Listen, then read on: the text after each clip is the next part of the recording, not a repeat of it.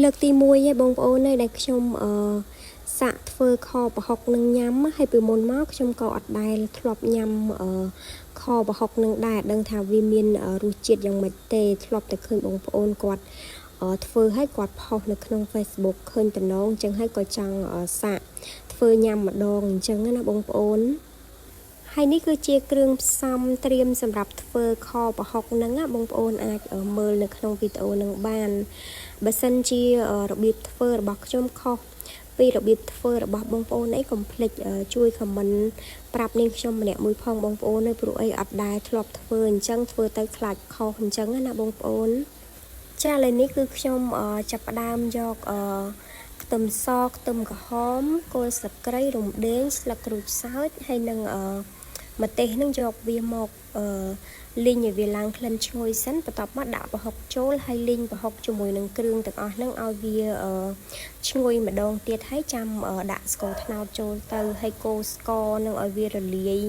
សព្វសិនទៅចាំដាក់សាច់ជ្រូក3ជាន់ចូលហើយបន្ទាប់មកលីងសាច់ជ្រូកនឹងឲ្យវារាងឆ្អិនមកល្មមសិនបានខ្ញុំដាក់ត្រីពោចូលពេលដែលដាក់ត្រីចូលទៅគឺខ្ញុំអត់សូវកូរត្រឡប់វាខ្លាំងពេកទេបងប្អូនយើង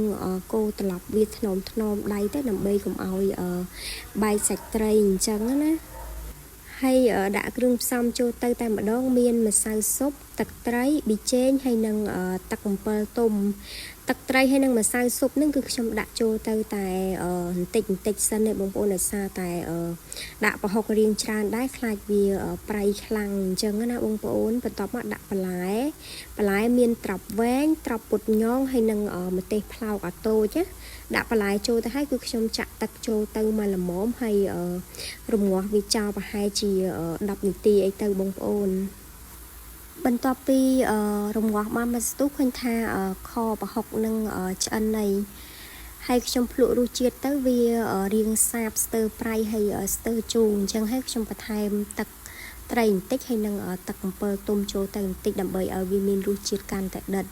ហើយចុងក្រោយដាក់ស្លឹកក្រូចសើចចូលទៅពី3ស្លឹកទៀតទៅដើម្បីធ្វើឲ្យខប្រហុកនឹងវាមានក្លិនកាន់តែឈ្ងុយចាឥឡូវនេះមុខម្ហូបខប្រហុករបស់ខ្ញុំនឹងបានធ្វើឆ្អិនរួចរាល់ហើយតំណងដែរអត់បងប្អូននិយាយទៅទៅតែធ្វើលើកទី1មែនប៉ុន្តែរសជាតិវិញគឺថាឆ្ងាញ់អាចទទួលយកបានហើយសម្រាប់បន្លែផ្ទាប់ញ៉ាំជាមួយនឹងខប្រហុកហ្នឹងបងប្អូនចូលចិត្តបន្លែអីបងប្អូនផ្ទាប់ជាមួយនឹងបន្លែហ្នឹងទៅតាមចំណង់ចំណូលចិត្តវីដេអូធ្វើម្ហូបរបស់ខ្ញុំថ្ងៃនេះក៏មានតែប៉ុណ្្នឹងដែរអរគុណបងប្អូនទាំងអស់គ្នាជួបគ្នានៅវីដេអូធ្វើម្ហូបក្រោយៗទៀត